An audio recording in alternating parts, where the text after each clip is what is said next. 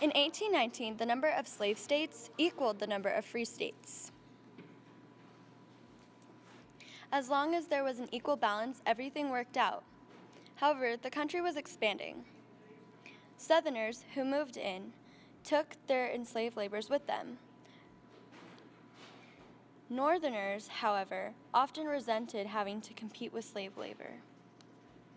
Basically, there are two types of people, abolitionists and free soilers. Abolitionists wanted to end slavery, and free soilers accepted slavery where it was. Signals of the Civil War that would soon strike the U.S. was the leading cause to the Missouri Compromise of 1820.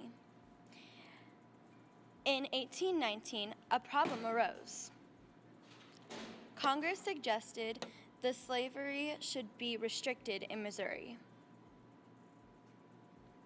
Missouri would be admitted to the Union, which would keep the balance. Clay, who was the U.S. Senator from Kentucky, was determined to find a solution. In the year of 1820, he had resolved the debate over the spread of slavery. On January 29, 1850, he presented a compromise. For 8 months, Congress debated a compromise.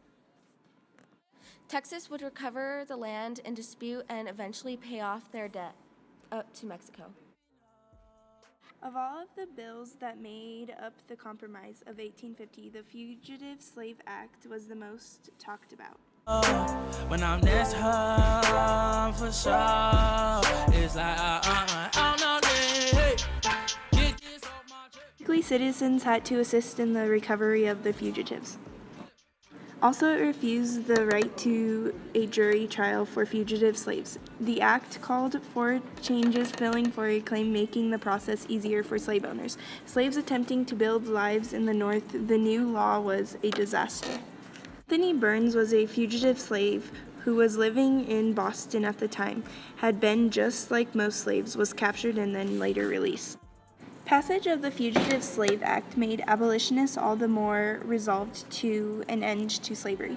The Underground Railroad became more active, reaching its peak 1850 and 1860. The act also brought the subject of slavery before the nation.